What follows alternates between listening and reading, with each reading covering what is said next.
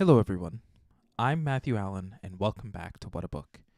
Today, we continue on in Harry Potter and the Prisoner of Azkaban. Chapter 21, Hermione's Secret. Shocking business. Shocking. Miracle none of them died. Never heard the like. By thunder, it was lucky you were there, Snape. Thank you, Minister. Order of Merlin, second class, I'd say. First class, if I can wangle it. Thank you very much indeed, Minister. Nasty cut you've got there. Black Zork, I suppose. As a matter of fact, it was Potter, Weasley, and Granger, Minister. No! Black had bewitched them. I saw it immediately. A confundus charm, to judge by their behavior. They seemed to think there was a possibility he was innocent. They weren't responsible for their actions.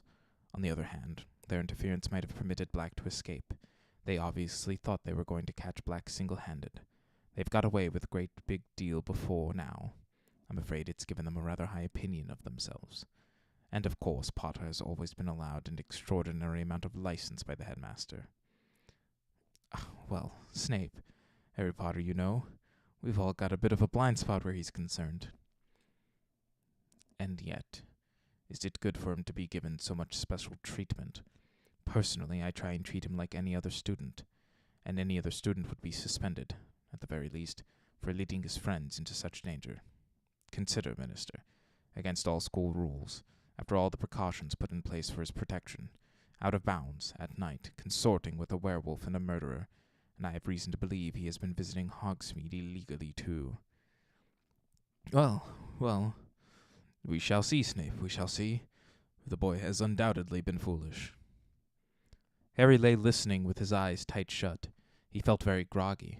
The words he were hearing seemed to be traveling very slowly from his ears to his brain, so that it was difficult to understand. His limbs felt like lead, his eyelids too heavy to lift. He wanted to lie here, on this comfortable bed, forever. What amazes me most is the behavior of the Dementors. You've really no idea what made them retreat, Snape? No, Minister. By the time I had come round, they were heading back to their positions at the entrances. Extraordinary. And yet Black, and Harry, and the girl, all unconscious by the time I reached them. I bound and gagged Black, naturally, conjured stretchers, and brought them all straight back to the castle. There was a pause. Harry's brain seemed to be moving a little faster, and as it did, a gnawing sensation grew in the pit of his stomach. He opened his eyes. Everything was slightly blurred. Somebody had removed his glasses. He was lying in the dark hospital wing. At the very end of the ward, he could make out Madame Pomfrey with her back to him, bending over a bed.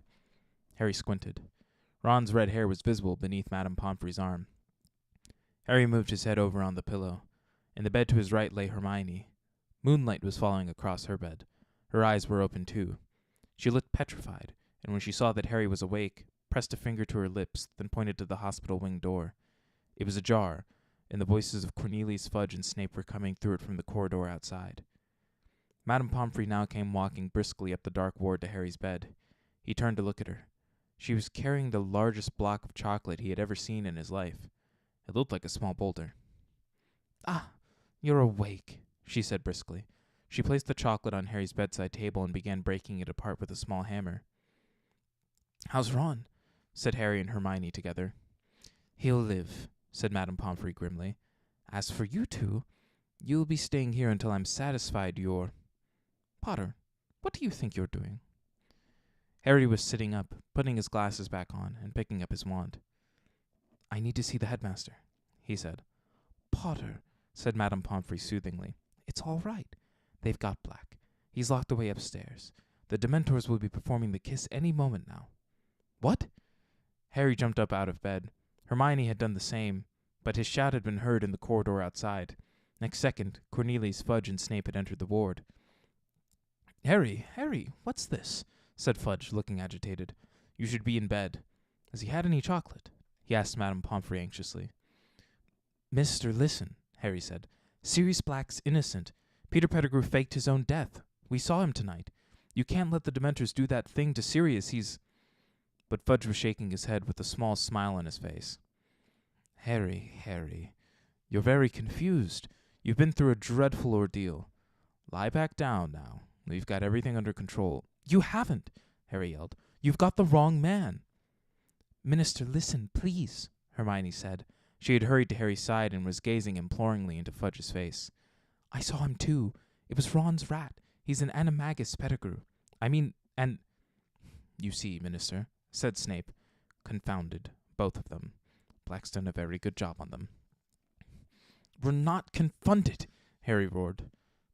Minister, Professor, said Madame Pomfrey angrily, I must insist that you leave. Potter is my patient, and he should not be distressed. I'm not distressed. I'm trying to tell them what happened, Harry said furiously.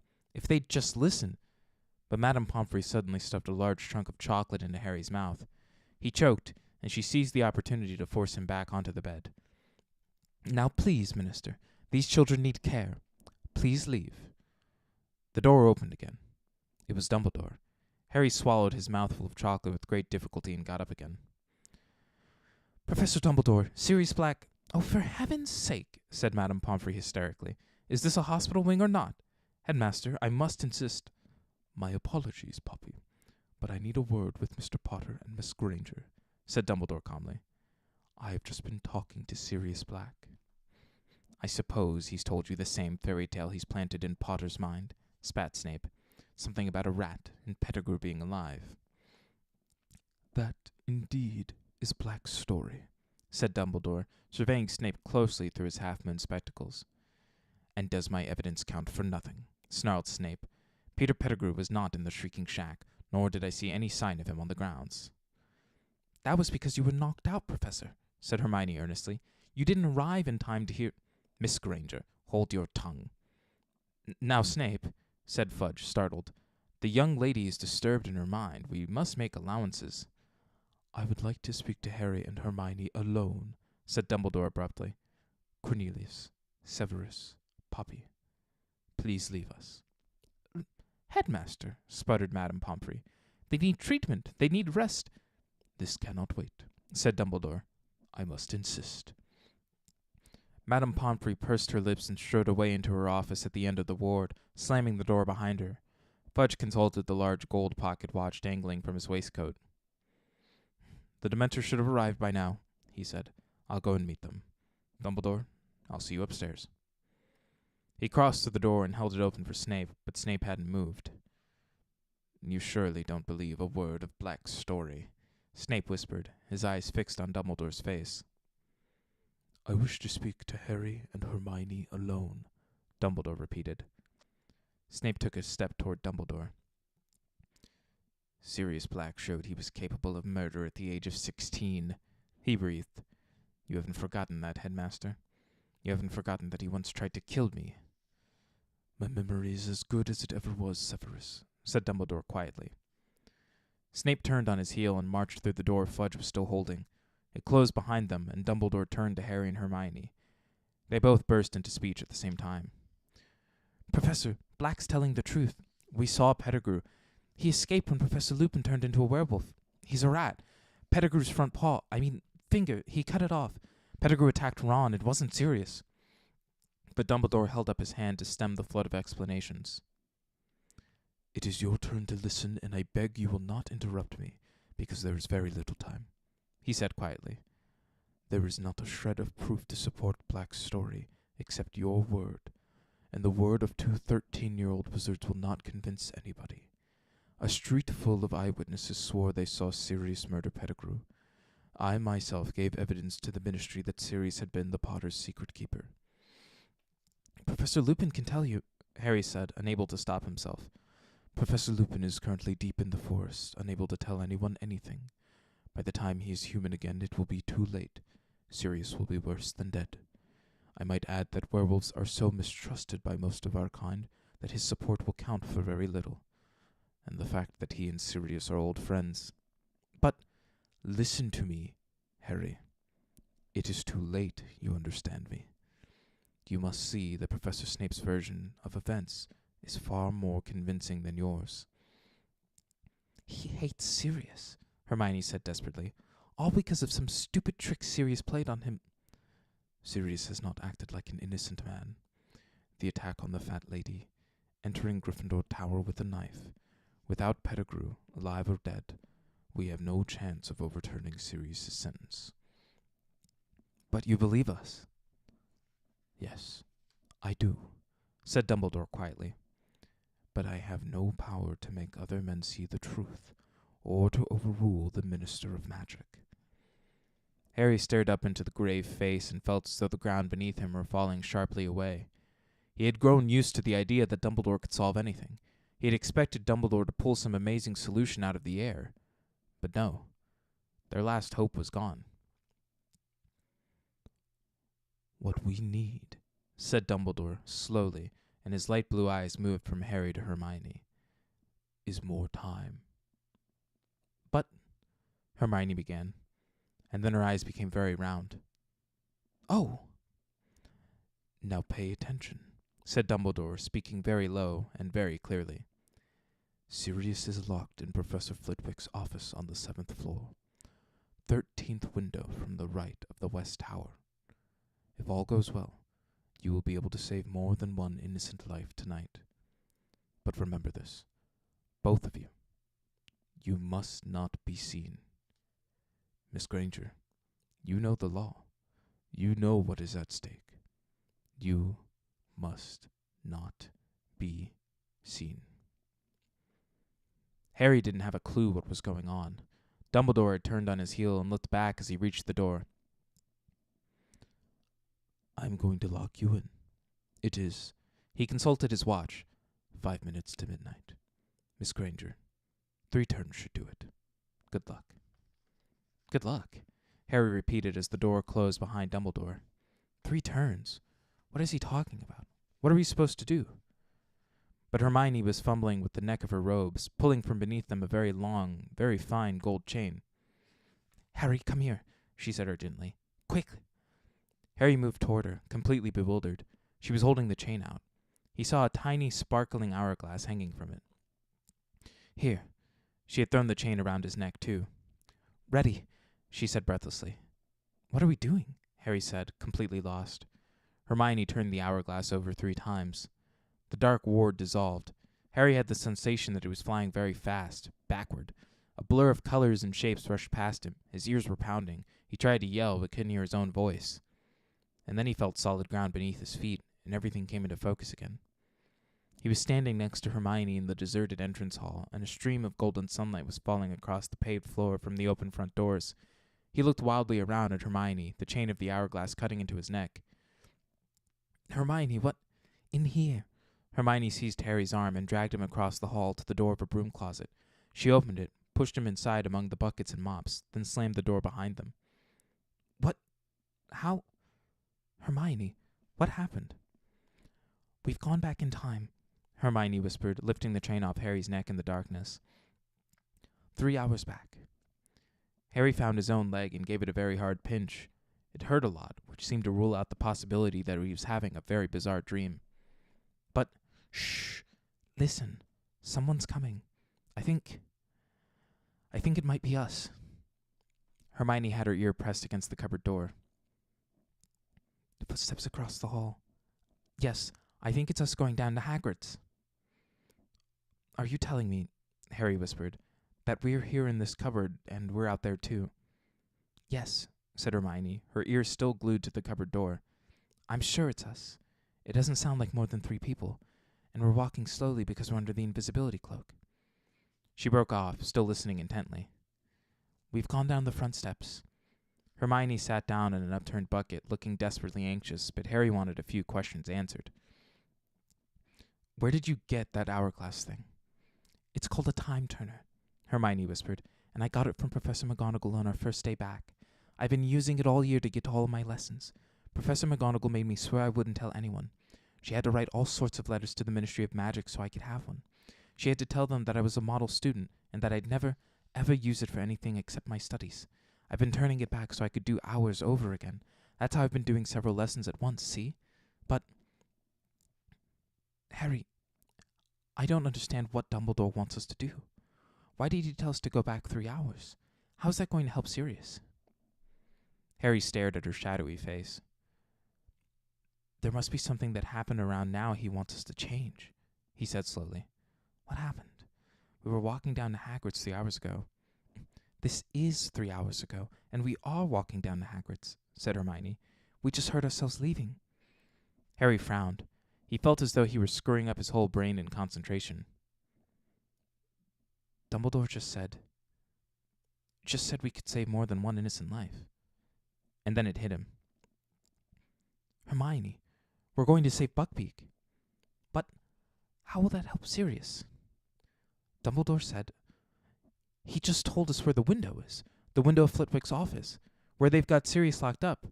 We've got to fly Buckbeak up to the window and rescue Sirius. Sirius can escape on Buckbeak. They can escape together." From what Harry could see of Hermione's face, she looked terrified. "If we manage that without being seen, it'll be a miracle." "Well, we've got to try, haven't we?" said Harry.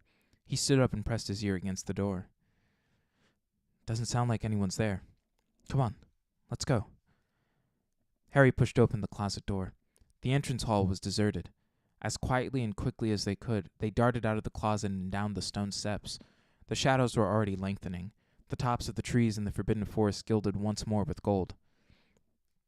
"If anyone's looking out of the window," Hermione squeaked, looking up at the castle behind them. "We'll run for it," said Harry determinedly. "Straight into the forest, all right? We'll have to hide behind a tree or something and keep a lookout." "Okay, but we'll go around by the greenhouses," said Hermione breathlessly. "We need to keep out of sight of Hagrid's front door, or we'll see us. We must be nearly at Hagrid's by now." Still working out what she meant, Harry set off at a sprint, Hermione behind him. They tore across the vegetable gardens to the greenhouses, paused for a moment behind them, then set off again, fast as they could, skirting around the whomping willow, tearing toward the shelter of the forest. Safe in the shadows of the trees, Harry turned around. Seconds later, Hermione arrived beside him, panting. "Right," she gasped. "We need to sneak over to Hagrid's. Keep out of sight, Harry." They made their way silently through the trees, keeping to the very edge of the forest. Then, as they glimpsed the front of Hagrid's house, they heard a knock upon his door. They moved quickly behind a wide oak trunk and peered out from either side. Hagrid had appeared in his doorway, shaking and white, looking around to see who had knocked. And Harry heard his own voice. "It's us. We're wearing the invisibility cloak. Let us in and we can take it off." "You shouldn't have come," Hagrid whispered. He stood back, then shut the door quickly. "This is the weirdest thing we've ever done," Harry said fervently. "Let's move along a bit," Hermione whispered. "We need to get nearer to Buckbeak." They crept through the trees until they saw the nervous hippogriff tethered to the fence around Hagrid's pumpkin patch. "Now?" Harry whispered. "No," said Hermione. "If we steal him now, those committee people will think Hagrid set him free. We've got to wait until they've seen he's tied outside." "That's going to give us about 60 seconds, said Harry. This was starting to seem impossible. At that moment, there was a crash of breaking china from inside Hagrid's cabin. "That's Hagrid breaking the milk jug," Hermione whispered. "I'm going to find Scabbers in a moment." Sure enough, a few minutes later, they heard Hermione's shriek of surprise. "Hermione," said Harry suddenly, "what if we just run in there and grab Pettigrew?" "No," said Hermione in a terrified whisper. "Don't you understand? We're breaking one of the most important wizarding laws. Nobody's supposed to change time. Nobody. You heard Dumbledore. If we're seen, we'd only be seen by ourselves and Hagrid. Harry, what do you think you'd do if you saw yourself bursting into Hagrid's house?" said Hermione. I'd think I'd gone mad," said Harry. "Or I'd think there was some dark magic going on." "Exactly. You wouldn't understand. You might even attack yourself. Don't you see? Professor McGonagall told me what awful things have happened when wizards have meddled with time. Loads of them ended up killing their past or future selves by mistake." "Okay," said Harry. "It was just an idea.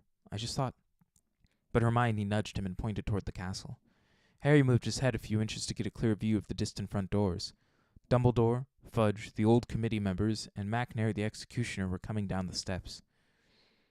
"We're about to come out," Hermione breathed. And sure enough, moments later, Hagrid's back door opened, and Harry saw himself, Ron, and Hermione walking out with Hagrid. It was, without a doubt, the strangest sensation of his life, standing behind the tree and watching himself in the pumpkin patch. "It's okay, Beaky. It's okay," Hagrid said to Buckbeak. Then he turned to Harry, Ron, and Hermione. "Go on. Get going." "Hagrid, we can't... We'll tell them what really happened. They can't kill him." Go. It's bad enough without you lot in trouble and all. Harry watched the Hermione in the pumpkin patch throw the invisibility cloak over him and Ron. Go quick. Don't listen.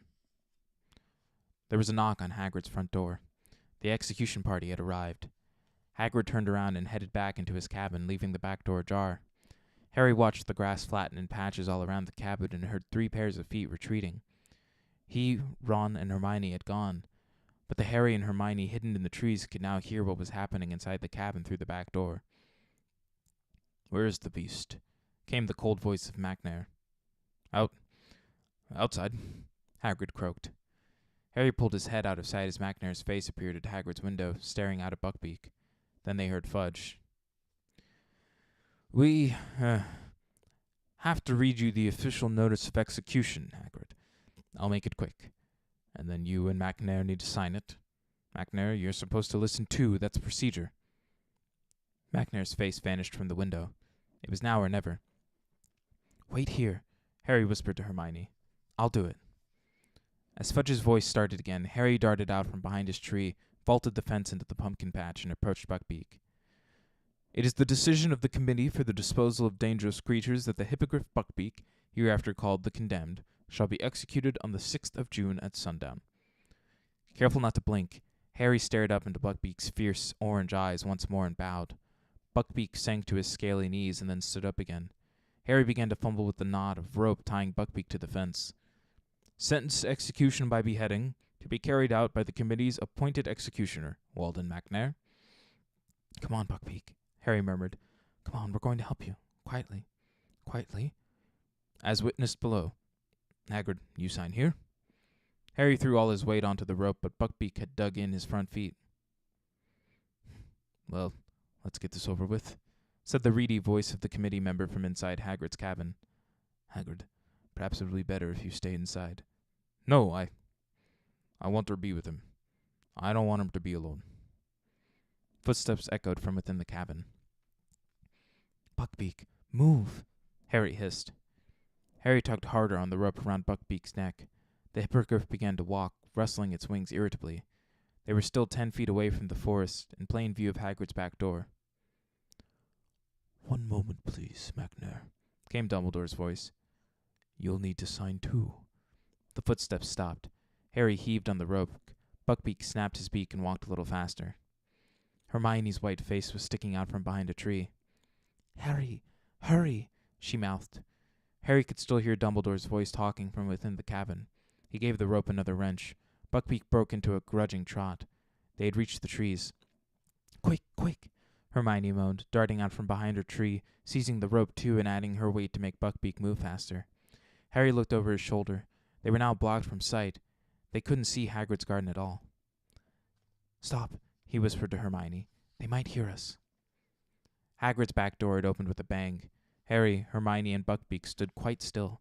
Even the hippogriff seemed to be listening intently. Silence. Then, Where is it? Said the reedy voice of the committee member. Where is the beast? It was tied here, said the executioner furiously. I saw it. Just here. How extraordinary, said Dumbledore. There was a note of amusement in his voice. Beaky, said Hagrid huskily. There was a swishing noise and the thud of an axe. The executioner seemed to have swung it into the fence in anger. And then came the howling, and this time they could hear Hagrid's words through his sobs. Gone. Gone. Bless his little beak, he's gone. Must have pulled himself free. Beaky, you clever boy. Buckbeak started to strain against the rope, trying to get back to Hagrid. Harry and Hermione tightened their grip and dug their heels into the floor to stop him. Someone untied him. The executioner was snarling. We should search the grounds, the forest. Macnair, if Buckbeak has indeed been stolen, do you really think the thief will have led him away on foot? Said Dumbledore, still sounding amused.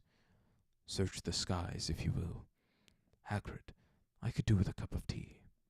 Or large brandy. Oh, of course, Professor, said Hagrid, who sounded weak with happiness. Come in, come in. Harry and Hermione listened closely.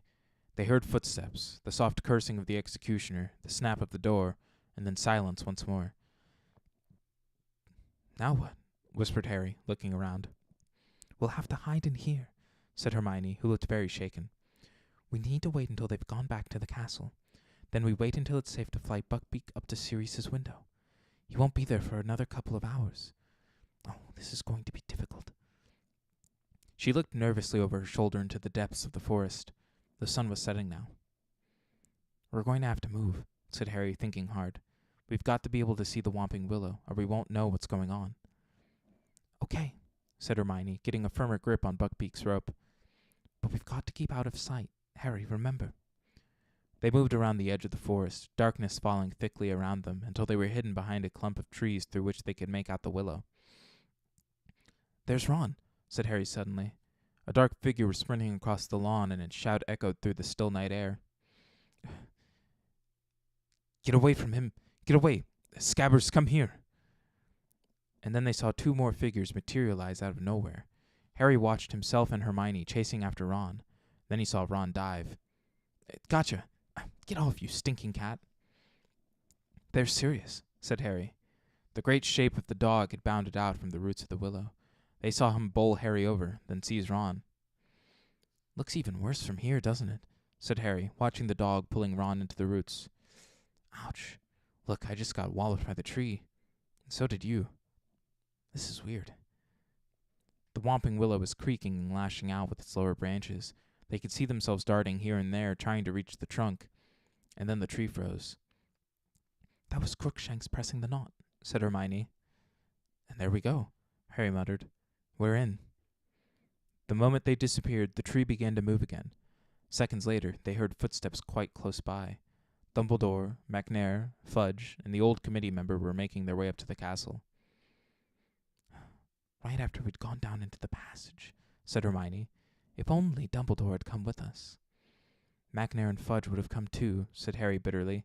I bet you anything Fudge would have told McNair to murder Sirius on the spot. They watched the four men climb the castle steps and disappear from view. For a few minutes the scene was deserted. Then, Here comes Lupin, said Harry as they saw another figure sprinting down the stone steps and herring toward the willow. Harry looked up at the sky. Clouds were obscuring the moon completely. They watched Lupin seize a broken branch from the ground and prod the knot on the trunk. The tree stopped fighting, and Lupin, too, disappeared into the gap in its roots. If he'd only grabbed the cloak, said Harry. It's just lying there. He turned to Hermione. If I just dashed out now and grabbed it, Snape would have never been able to get it in. Harry, we mustn't be seen. How can you stand this? He asked Hermione fiercely. Just standing here and watching it happen. He hesitated. I'm going to grab the cloak. Harry, no. Hermione seized the back of Harry's robes not a moment too soon. Just then they heard a burst of song. It was Hagrid, making his way up to the castle, singing at the top of his voice, and weaving slightly as he walked. A large bottle was swinging from his hands. See, Hermione whispered. See what would have happened? We've got to keep out of sight. No, Buckbeak. The Hippogriff was making frantic attempts to get to Hagrid again. Harry seized his rope too, straining to hold Buckbeak back. They watched Hagrid meander tipsily up to the castle. He was gone. Buckbeak stopped fighting to get away. His head drooped sadly. Barely 2 minutes later, the castle doors flew open yet again, and Snape came charging out of them, running toward the willow. Harry's fists clenched as they watched Snape skid to a halt next to the tree, looking around. He grabbed the cloak and held it up. Get your filthy hands off of it, Harry snarled under his breath. Shh. Snape seized the branch Lupin had used to free the tree, prodded the knot, and vanished from view as he put on the cloak. So that's it, said Hermione quietly. We're all down there, and now we've just got to wait until we come back up again. She took the end of Buckbeak's rope and tied it securely around the nearest tree, then sat down on the dry ground, arms around her knees. Harry, there's something I don't understand. Why didn't the Dementors get serious? I remember them coming, and then I think I passed out. There were so many of them. Harry sat down, too. He explained what he'd seen, how, as the nearest Dementor had lowered its mouth to Harry's, a large silver something had come galloping across the lake and forced the Dementors to retreat. Hermione's mouth was slightly open by the time Harry had finished. But what was it? There's only one thing it could have been, to make the Dementors go, said Harry. A real Patronus, a powerful one. But who conjured it? Harry didn't say anything. He was thinking back to the person he'd seen on the other bank of the lake. He knew who he thought it had been, but how could it have been? "Didn't you see what they looked like?" said Hermione eagerly. "Was it one of the teachers?" "No," said Harry. "He wasn't a teacher. But it must have been a really powerful wizard to drive all those Dementors away. If the Patronus was shining so brightly, didn't it light him up? Couldn't you see—" "Yeah, I saw him," said Harry slowly. "But maybe I imagined it. I wasn't thinking straight. I passed out right afterward." "Who did you think it was?" "I think—" Harry swallowed, knowing how strange this was going to sound. "I think it was my dad." Harry glanced up at Hermione and saw that her mouth was fully open now. She was gazing at him with a mixture of alarm and pity. "Harry, your dad's, well, dead," she said quietly. "I know that," said Harry quickly. "You think you saw his ghost?" "I don't know. No. He looked solid. But then, maybe I was seeing things," said Harry. "But, from what I could see, it looked like him. I've got photos of him." Hermione was still looking at him as though worried about his sanity. "I know it sounds crazy," said Harry flatly. He turned to look at Buckbeak, who was digging his beak into the ground, apparently searching for worms, but he wasn't really watching Buckbeak. He was thinking about his father and about his father's 3 oldest friends, Moony, Wormtail, Padfoot, and Prongs. Had all 4 of them been out on the grounds tonight? Wormtail had reappeared this evening when everyone had thought he was dead. Was it so impossible his father had done the same? Had he been seeing things across the lake? The figure had been too far away to see distinctly, yet he had felt sure for a moment before he lost consciousness. The leaves overhead rustled faintly in the breeze. The moon drifted in and out of sight behind the shifting clouds. Hermione sat with her face turned toward the willow, waiting. And then, at last, after over an hour, "Here we come," Hermione whispered. She and Harry got to their feet. Buckbeak raised his head. They saw Lupin, Ron, and Pettigrew clambering awkwardly out of the hole in the roots. Then came Hermione. Then the unconscious Snape, drifting weirdly upward. Next came Harry and Black. They all began to walk toward the castle. Harry's heart was starting to beat very fast. He glanced up at the sky. Any moment now, that cloud was going to move aside and show the moon. "Harry," Hermione muttered as though she knew exactly what he was thinking. "We've got to stay put. We mustn't be seen. There's nothing we can do." "So we're just going to let Pettigrew escape all over again," said Harry quietly. "How do you expect to find a rat in the dark?" snapped Hermione. "There's nothing we can do. We came back to help Sirius. We're not supposed to do anything else." "All right." The moon slid out from behind its cloud. They saw the tiny figures across the ground stop. Then they saw movement. "There goes Lupin," Hermione whispered. "He's transforming." "Hermione," said Harry suddenly, "we've got to move." "We mustn't, I keep telling you." "Not to interfere. Lupin's going to run into the forest. Right at us." Hermione gasped. "Quick," she moaned, dashing to untie Buckbeak. "Quick! Where are we going to go? Where are we going to hide? The Dementors will be coming any moment." "Back to Hagrid's," Harry said. "It's empty now. Come on." They ran as fast as they could, Buckbeak cantering along behind them. They could hear the werewolf howling behind them. The cabin was in sight.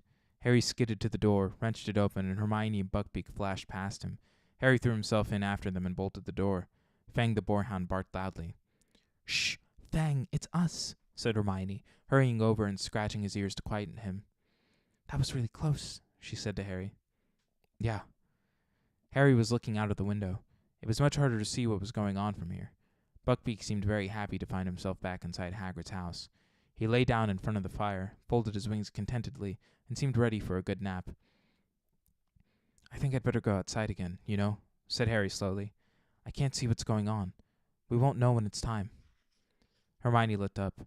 Her expression was suspicious.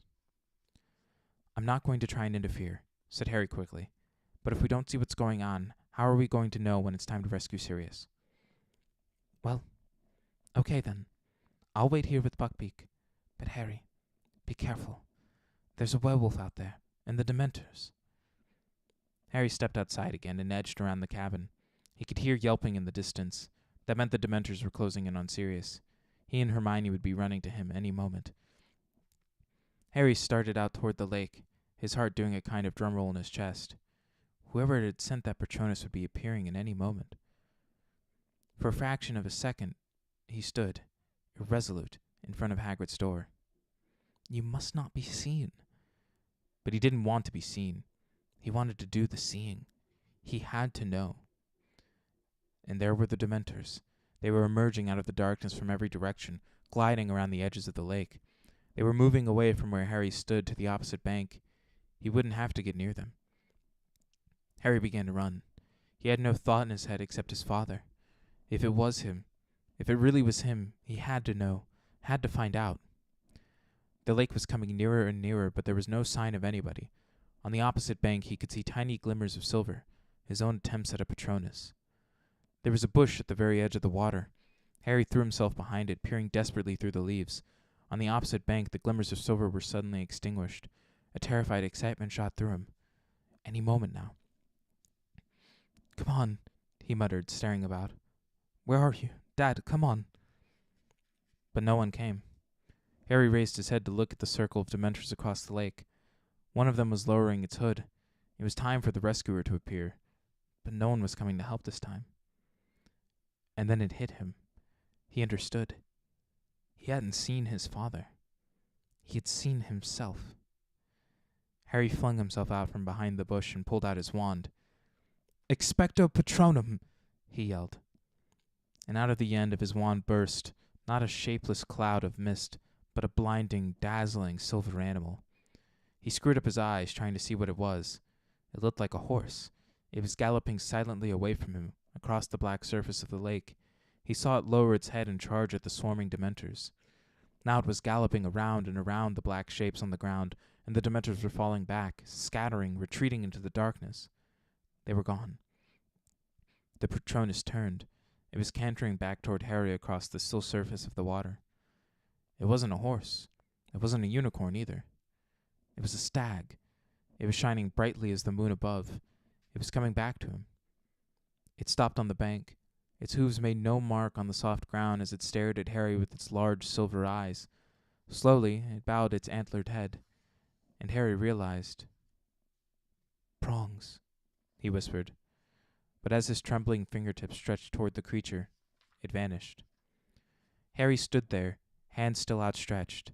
Then, with a great leap of his heart, he heard hooves behind him. He whirled around and saw Hermione dashing toward him, dragging Buckbeak behind her. What did you do? She said fiercely. You said you were only going to keep a lookout. I just saved all of our lives, said Harry. Get behind here, behind this bush. I'll explain. Hermione listened to what had just happened with her mouth open yet again. Did anyone see you? Yes, haven't you been listening? I saw me, but I thought I was my dad. It's okay. Harry, I can't believe it. You conjured up a Patronus that drove away all those Dementors. That's very, very advanced magic. I knew I could do it this time, said Harry, because I'd already done it. Does that make sense? I don't know. Harry, look at Snape. Together, they peered around the bush at the other bank. Snape had regained consciousness. He was conjuring stretchers and lifting the limp forms of Harry, Hermione, and Black onto them. A fourth stretcher, no doubt bearing Ron, was already floating at his side. Then, wand held out in front of him, he moved them away toward the castle. Right, it's nearly time, said Hermione tensely, looking at her watch. We've got about 45 minutes until Dumbledore locks the door to the hospital wing. We've got to rescue Sirius and get back into the ward before anybody realizes we're missing. They waited, watching the moving clouds reflected in the lake, while the bush next to them whispered in the breeze. Buckbeak, bored, was ferreting for worms again. Do you reckon he's up there yet? Said Harry, checking his watch. He looked up at the castle and began counting the windows to the right of the west tower. Look, Hermione whispered. Who's that? Someone's coming back out of the castle. Harry stared through the darkness. The man was hurrying across the grounds towards one of the entrances. Something shiny glinted in his belt. McNair, said Harry. The executioner. He's gone to get the Dementors. This is it, Hermione. Hermione put her hands on Buckbeak's head and Harry gave her a leg up. Then he placed his foot in one of the lower branches of the bush and climbed up in front of her. He pulled Buckbeak's rope back over his neck and tied it to the other side of his collar like reins. "Ready?" he whispered to Hermione. "You'd better hold on to me." He nudged Buckbeak's sides with his heels. Buckbeak soared straight into the dark air. Harry gripped his flank with his knees, feeling the great wings rising powerfully beneath them. Hermione was holding Harry very tight around the waist. He could hear her muttering, "Oh no, I don't like this. Oh, I really don't like this." Harry urged Buckbeak forward. They were gliding quietly toward the upper floors of the castle. Harry pulled hard on the left-hand side of the rope, and Buckbeak turned. Harry was trying to count the windows flashing past. "Whoa," he said, pulling backward as hard as he could. Buckbeak slowed down, and they found themselves at a stop, unless you counted the fact that they kept rising up and down several feet as the hippogriff beat his wings to remain airborne. "He's there," Harry said, spotting Sirius as they rose up beside the window. He reached out, and as Buckbeak's wing fell, he was able to tap sharply on the glass. Black looked back. Harry saw his jaw drop. He leapt from his chair, hurried to the window, and tried to open it, but it was locked. "Stand back," Hermione called to him, and she took out her wand, still gripping the back of Harry's robes with her left hand. "Alohomora!" The window sprang open. How? Said Black weakly, staring at the hippogriff. "Get on. There's not much time," said Harry, gripping Buckbeak firmly on either side of his sleek neck to hold him steady. "You've got to get out of here. The Dementors are coming. MacNair's gone to get them." Black placed a hand on either side of the window frame and heaved his head and shoulders out of it. It was very lucky he was so thin. In seconds, he had managed to fling one leg over Buckbeak's back and pulled himself onto the hippogriff behind Hermione. "Okay, Buckbeak, up," said Harry, shaking the rope. "Up to the tower. Come on." The hippogriff gave one sweep of its mighty wings, and they were soaring upward again, high as the top of the west tower. Buckbeak landed with a clatter on the battlements, and Harry and Hermione slid off him at once. "Sirius, you'd better go, quick," Harry panted. "They'll reach Flitwick's office any moment. They'll find out you're gone." Buckbeak pawed the ground, tossing his sharp head. "What happened to the other boy?" "Ron," croaked Sirius. "He's going to be okay. He's still out of it, but Madame Pomfrey says she'll be able to make him better. Quick, go." But Black was still staring down at Harry. "How can I ever think—" "Go!" Harry and Hermione shouted together. Black wheeled Buckbeak around, facing the open sky. "We'll see each other again," he said. "You are truly your father's son, Harry." He squeezed Buckbeak's sides with his heels. Harry and Hermione jumped back as the enormous wings rose once more. The hippogriff took off into the air. He and his rider became smaller and smaller as Harry gazed after them. Then a cloud drifted across the moon. They were gone. Chapter 22. Owl Post again. "Harry!" Hermione was tugging at his sleeve, staring at her watch. "We've got exactly 10 minutes to get back down to the hospital wing without anybody seeing us, before Dumbledore locks the door."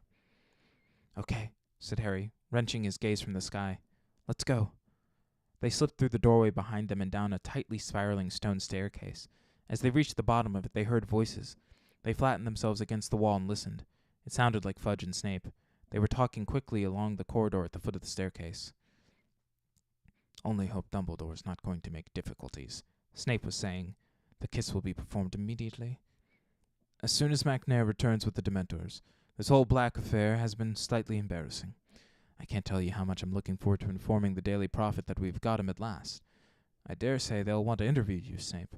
And once young Harry's back in his right mind, I expect he'll want to tell the Prophet exactly how you saved him." Harry clenched his teeth. He caught a glimpse of Snape's smirk as he and Fudge passed Harry and Hermione's hiding place. Their footsteps died away. Harry and Hermione waited a few moments to make sure they'd really gone, and started to run in the opposite direction.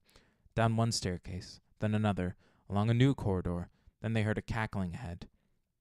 "Peeves," Harry muttered, grabbing Hermione's wrist. "In here." They tore into a deserted classroom to their left just in time. Peeves seemed to be bouncing along the corridor in boisterous good spirits, laughing his head off. "Oh, he's horrible," whispered Hermione, her ear to the door. "I bet he's all excited because the Dementors are going to finish off Sirius." She checked her watch. 3 minutes, Harry." They waited until Peeves's gloating voice had faded into the distance, then slid back out of the room and broke into a run again. "Hermione, what'll happen if we don't get back inside before Dumbledore locks the door?" Harry panted. "I don't want to think about it," Hermione moaned, checking her watch again. 1 minute. They had reached the end of the corridor with the hospital wing entrance. Okay, I can hear Dumbledore, said Hermione tensely. Come on, Harry. They crept along the corridor. The door opened. Dumbledore's back appeared. I am going to lock you in, they heard him saying. It is 5 minutes to midnight. Miss Granger, 3 turns should do it. Good luck. Dumbledore backed out of the room, closed the door, and took out his wand to magically lock it. Panicking, Harry and Hermione ran forward. Dumbledore looked up, and a wide smile appeared under the long silver mustache. Well, he said quietly. We did it, said Harry breathlessly. Sirius has gone, on Buckbeak. Dumbledore beamed at them.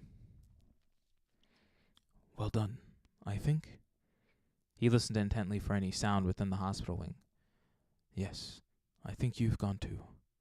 Get inside. I'll lock you in. Harry and Hermione slipped back inside the dormitory. It was empty except for Ron, who was still lying motionless in the end bed. As the lock clicked behind them, Harry and Hermione crept back to their own beds, Hermione tucking the time turner back under her robes. A moment later, Madame Pomfrey came striding back out of her office. Did I hear the headmaster leaving? Am I allowed to look after my patients now? She was in a very bad mood. Harry and Hermione thought it best to accept their chocolate quietly. Madame Pomfrey stood over them, making sure they ate it. But Harry could hardly swallow. He and Hermione were waiting, listening, their nerves jangling. And then, as they both took a fourth piece of chocolate from Madame Pomfrey, they heard a distant roar of fury echoing from somewhere above them. What was that? Said Madame Pomfrey in alarm. Now they could hear angry voices, growing louder and louder. Madame Pomfrey was staring at the door. Really, they'll wake everybody up. What do they think they're doing? Harry was trying to hear what the voices were saying. They were drawing nearer. He must have disappeared, Severus. We should have left somebody in the room with him. When this gets out... He didn't disapparate, Snape roared, now very close at hand. You can't apparate or disapparate inside this castle. This has something to do with Potter. Severus, be reasonable. Harry has been locked up. Bam. The door of the hospital wing burst open. Fudge, Snape, and Dumbledore came striding into the ward. Dumbledore alone looked calm. Indeed, he looked as though he was quite enjoying himself. Fudge appeared angry, but Snape was beside himself. Out with it, Potter, he bellowed. What did you do? Professor Snape, shrieked Madame Pomfrey. Control yourself. See here, Snape, be reasonable, said Fudge. This door's been locked. We just saw... They helped him escape, I know it, Snape howled, pointing at Harry and Hermione. His face was twisted. Spit was flying from his mouth. Calm down, man, Fudge barked. You're talking nonsense. You don't know Potter, shrieked Snape. He did it. I know he did it. That will do, Severus, said Dumbledore quietly. Think about what you were saying. This door has been locked since I left the ward 10 minutes ago. Madame Pomfrey, have these students left their beds? Of course not, said Madame Pomfrey, bristling. I would have hurt them. Well, there you have it, Severus, said Dumbledore calmly. Unless you are suggesting that Harry and Hermione are able to be in 2 places at once, I'm afraid I don't see any point in troubling them further. Snape stood there, seething, staring from Fudge, who looked thoroughly shocked at his behavior, to Dumbledore, whose eyes were twinkling behind his glasses.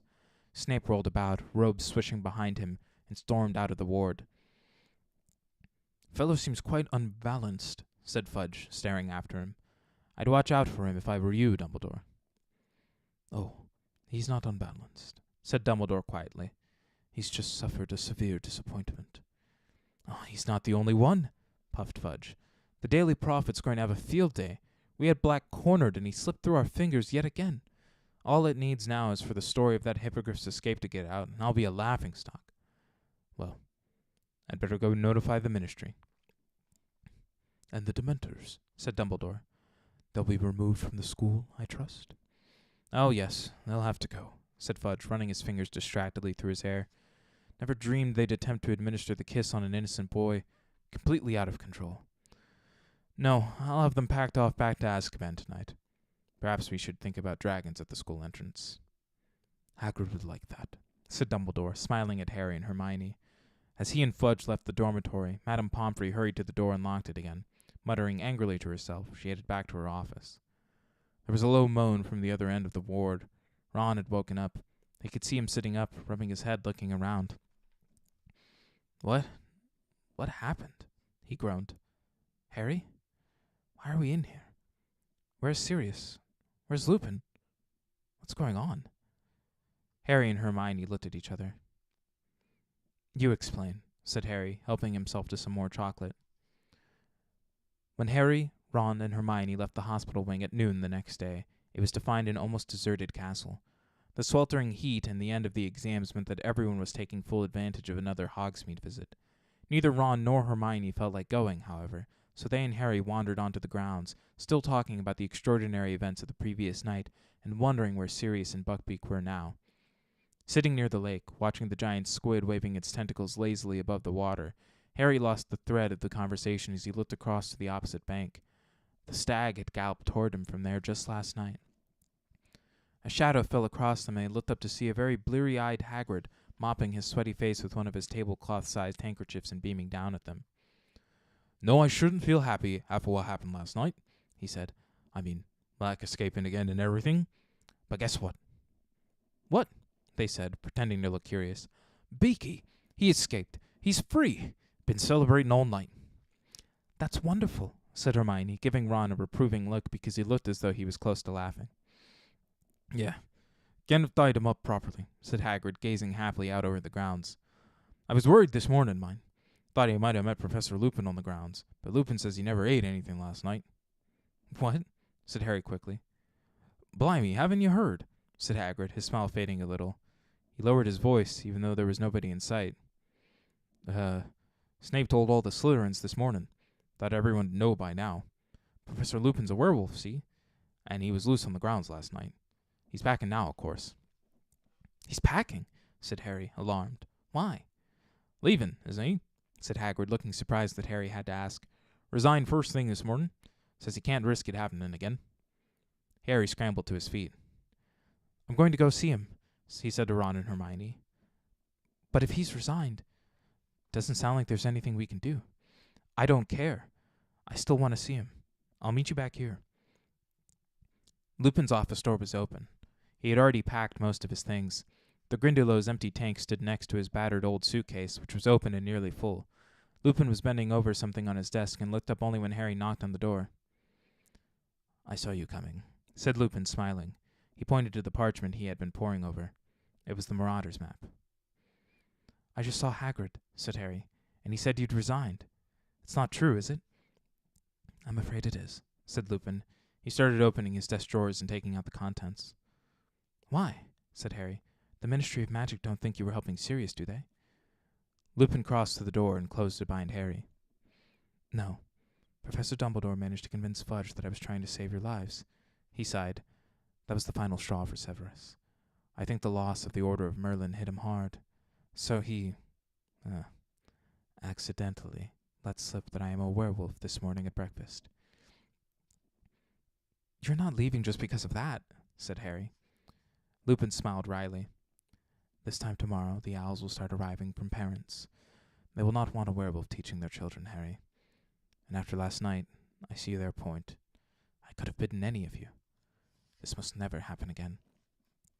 You're the best defense against the dark arts teacher we've ever had, said Harry.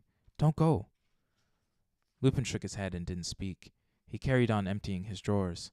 Then, while Harry was trying to think of a good argument to make to him stay, Lupin said, From what the headmaster told me this morning, you saved a lot of lives last night, Harry. If I'm proud of anything I've done this year, it's how much you've learned. Tell me about your Patronus. How do you know about that? Said Harry, distracted. What else could have driven the Dementors back? Harry told Lupin what had happened. When he'd finished, Lupin was smiling again. Yes, your father was always a stag when he transformed, he said. You guessed right. That's why we called him Prongs. Lupin threw his last few books into his case, closed the desk drawers, and turned to look at Harry. Here, I brought this from the Shrieking Shack last night, he said, handing Harry back the invisibility cloak. And he hesitated, then held out the Marauders map too. I am no longer your teacher, so I don't feel guilty about giving you back this as well. It's no use to me, and I dare say you, Ron, and Hermione will find uses for it. Harry took the map and grinned. You told me Moony, Wormtail, Padfoot, and Prongs would have wanted to lure me out of school. You said they'd have thought it was funny. And so we would have, said Lupin, now reaching down to close his case. I have no hesitation in saying that James would have been highly disappointed if his son had never found any of the secret passages out of the castle. There was a knock on the door. Harry hastily stuffed the Marauder's map and the invisibility cloak into his pocket. It was Professor Dumbledore. He didn't look surprised to see Harry there. Your carriage is at the gates, Remus, he said. Thank you, Headmaster. Lupin picked up his old suitcase and the empty Grindylow tank. Well, goodbye, Harry, he said, smiling. It has been a real pleasure teaching you. I feel sure we'll meet again sometime. Headmaster, there is no need to see me to the gates. I can manage. Harry had the impression that Lupin wanted to leave as quickly as possible. Goodbye, then, Remus, said Dumbledore soberly. Lupin shifted the Grindylow tank slightly so that he and Dumbledore could shake hands. Then, with a final nod to Harry and a swift smile, Lupin left the office. Harry sat down in his vacated chair, staring glumly at the floor. He heard the door close and looked up. Dumbledore was still there. Why so miserable, Harry? He said quietly. You should be very proud of yourself after last night. It didn't make any difference, said Harry bitterly. Pettigrew got away. Didn't make any difference, said Dumbledore quietly. It made all the difference in the world, Harry. You helped uncover the truth. You saved an innocent man from a terrible fate. Terrible. Something stirred in Harry's memory. Greater and more terrible than ever before. Professor Trelawney's prediction. Professor Dumbledore, yesterday, when I was having my divination exam, Professor Trelawney went very strange. Indeed, said Dumbledore. Stranger than usual, you mean? Yes. Her voice went all deep and her eyes rolled, and she said Voldemort's servant was going to set out to return to him before midnight. She said the servant would help him come back to power. Harry stared up at Dumbledore, and then she sort of became normal again, and she couldn't remember anything she'd said. Was she making a real prediction? Dumbledore looked mildly impressed. Do you know, Harry? I think she might have been, he said thoughtfully. Who'd have thought it? That brings her total of real predictions up to 2. I should offer her a pay raise. But... Harry looked at him aghast. How could Dumbledore take this so calmly? But... I stopped Sirius and Professor Lupin from killing Pettigrew. That makes it my fault if Voldemort comes back. It does not, said Dumbledore quietly. Hasn't your experience with the Time Turner taught you anything, Harry? The consequences of our actions are always so complicated, so diverse, that predicting the future is a very difficult business indeed. Professor Trelawney, bless her, is living proof of that. You did a very noble thing in saving Pettigrew's life. But if he helps Voldemort back to power, Pettigrew owes his life to you. You have sent Voldemort a deputy who is in your debt. When one wizard saves another wizard's life, it creates a certain bond between them. And I'm much mistaken if Voldemort wants his servant in the debt of Harry Potter. I don't want a connection with Pettigrew, said Harry. He betrayed my parents. This is magic at its deepest, its most impenetrable, Harry. But trust me, the time may come when you will be very glad you saved Pettigrew's life. Harry couldn't imagine when that would be. Dumbledore looked as though he knew what Harry was thinking. I knew your father very well, both at Hogwarts and later, Harry, he said gently. He would have saved Pettigrew too, I am sure of it. Harry looked up at him. Dumbledore wouldn't laugh. He could tell Dumbledore. I thought it was my dad who'd conjured my Patronus. I mean, when I saw myself across the lake, I thought I was seeing him. An easy mistake to make, said Dumbledore softly. I expect you'll tire of hearing it, but you do look extraordinarily like James. Except for the eyes. You have your mother's eyes. Harry shook his head.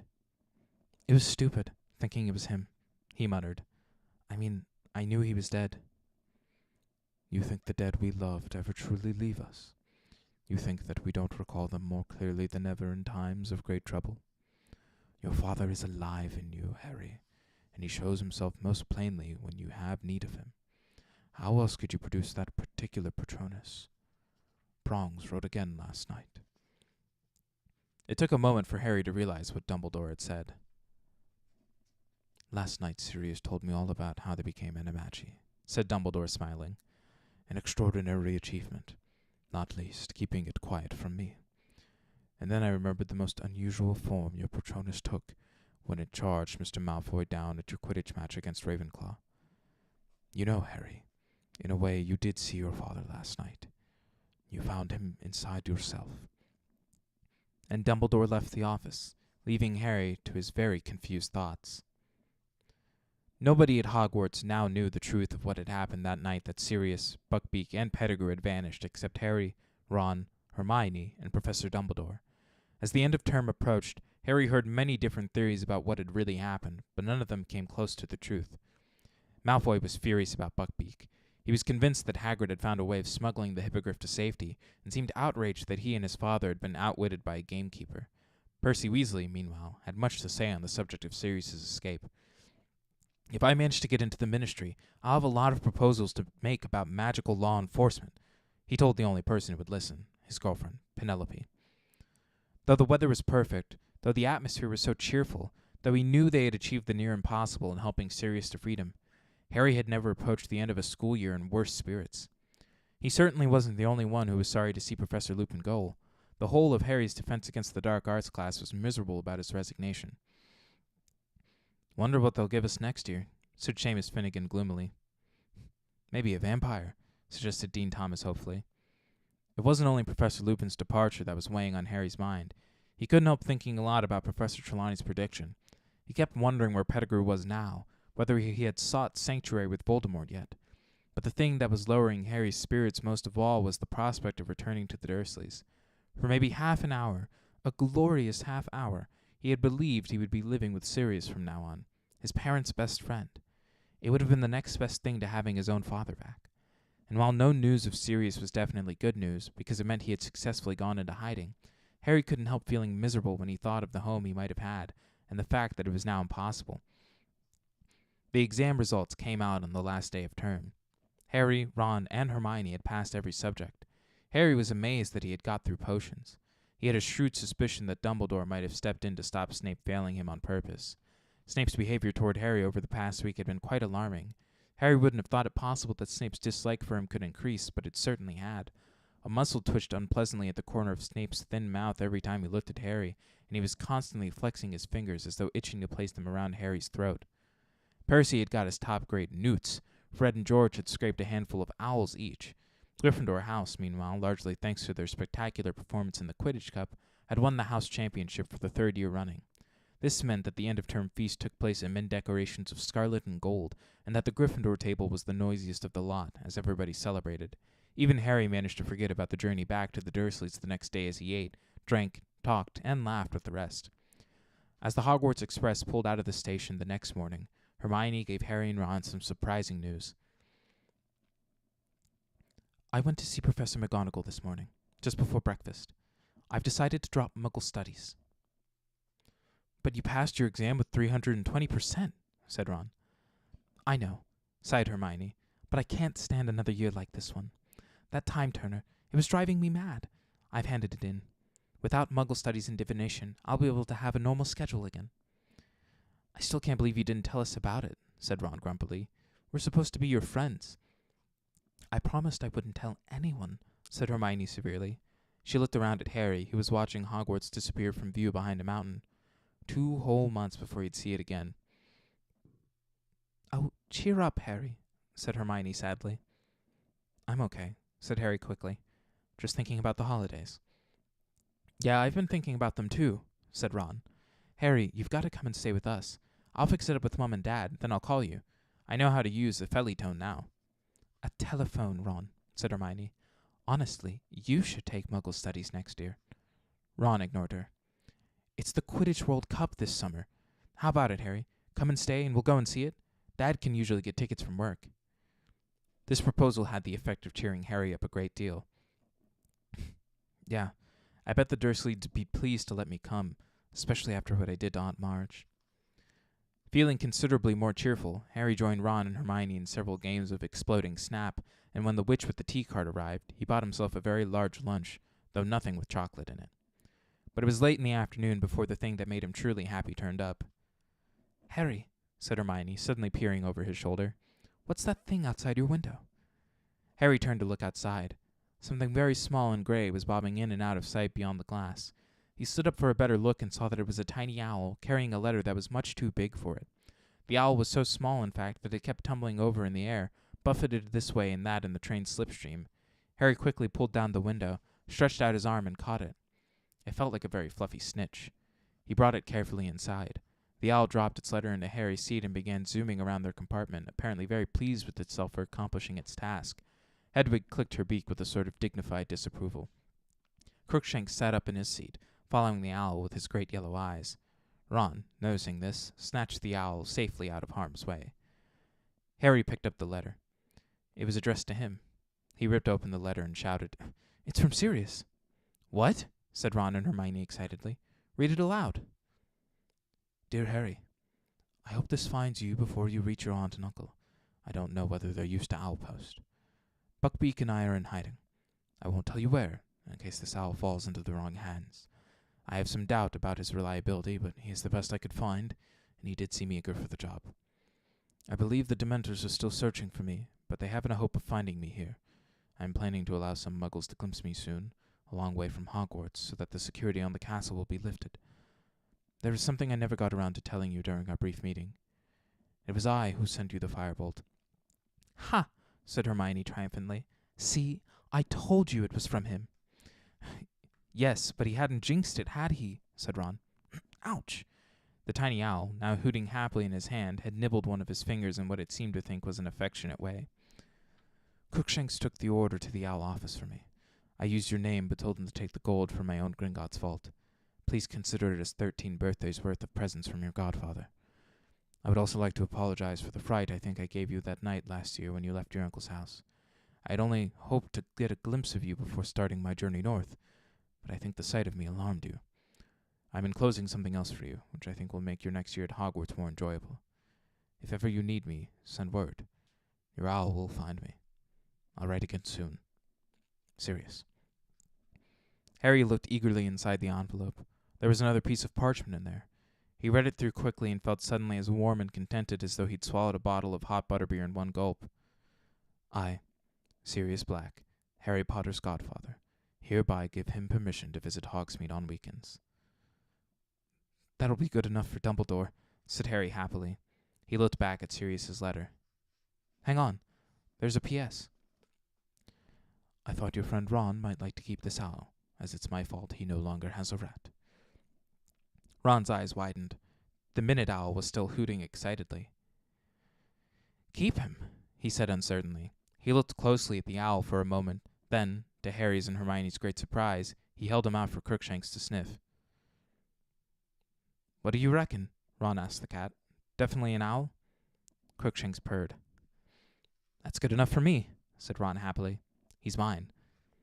Harry read and reread the letter from Sirius all the way back into King's Cross Station. It was still clutched tightly in his hand as he, Ron, and Hermione stepped back through the barrier of platform 9 3/4. Harry spotted Uncle Vernon at once. He was standing a good distance from Mr. and Mrs. Weasley, eyeing them suspiciously, and when Mrs. Weasley hugged Harry in greeting, his worst suspicions about them seemed confirmed.